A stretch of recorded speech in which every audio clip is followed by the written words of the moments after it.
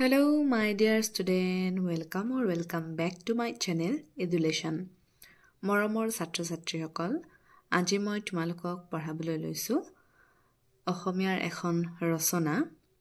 খুবেই ইম্পৰ্টেন্ট হয়। নাম হৈছে ছাত্ৰৰ কৰ্তব্য।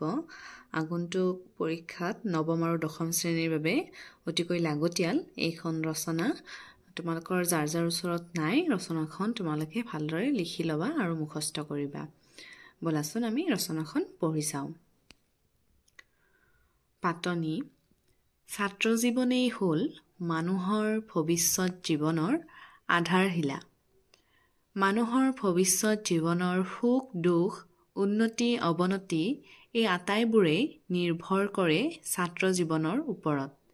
সেয়ে জীৱন সাৰ্থক কৰি তুলিবলৈ হ'লে ছাত্ৰ অৱস্থাতেই প্ৰয়োজনীয় শিক্ষা আহৰণ কৰা একান্ত প্ৰয়োজন।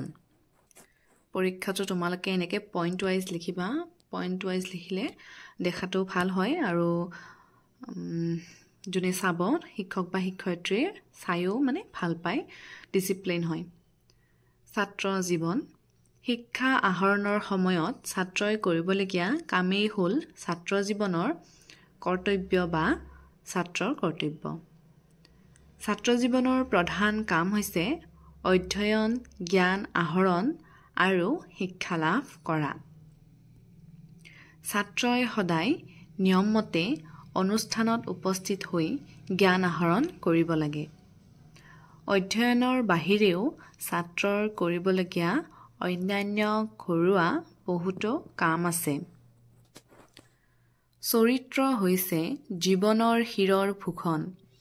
ভাল চৰিত্ৰ অবিহনে এজন মানুহ কেতিয়াও মহান হ'ব নোৱাৰে।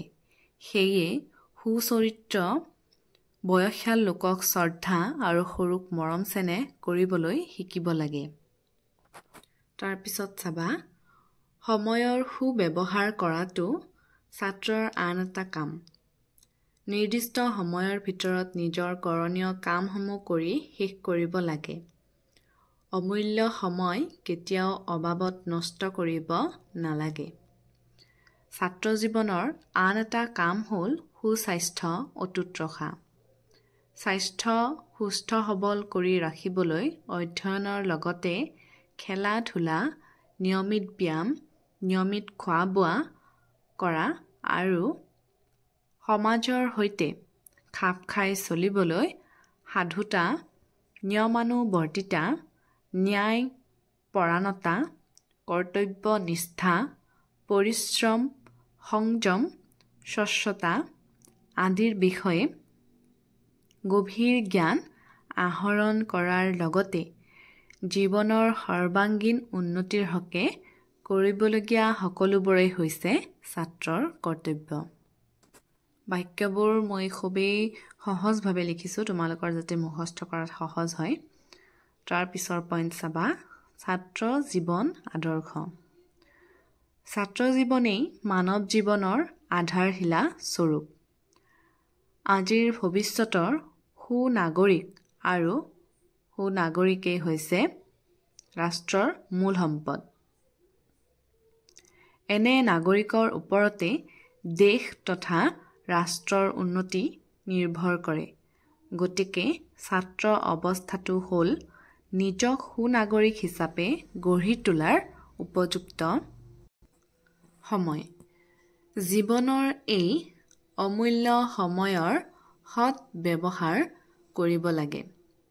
ছাত্ৰসকলে দূষিত মনোৰঞ্জনৰ পৰা সদায় আঁতৰত থাকি, দূষিত ইয়াত বেয়া বুজাইছে, দূষিত মনোৰঞ্জনৰ পৰা সদায় আঁতৰত থাকি সৎ গুণৰ বিকাশ সাধন কৰিব লাগে। সৎ সংগত থাকি, সৎ সংগ ভাল মানুহ, ভাল বন্ধু বান্ধৱীৰ সৈতে থাকিবলৈ কোৱা হৈছে। সৎ সংগত থাকি জ্ঞান লাভ কৰিব পৰা ধৰণৰ কিতাপ আলোচনী আদি পঢ়িব লাগে। মহৎ লোকৰ জীৱনী পঢ়াটো অভ্যাসত পৰিণত কৰিব লাগে আৰু মহৎ লোকৰ জীৱনীৰ আদৰ্শৰে নিজৰ জীৱন গঢ় দিবলৈ চেষ্টা কৰিব লাগে। তাৰপিছত শেষৰটো পইণ্ট সামৰণি।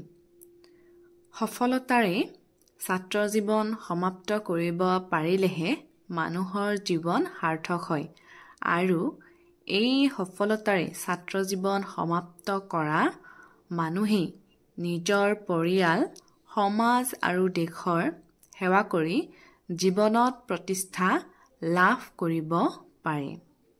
সেয়ে অমূল্য মানৱ জীৱন সাৰ্থক কৰিবলৈ ছাত্ৰনং অধ্যয়নং তপ হোৱা উচিত।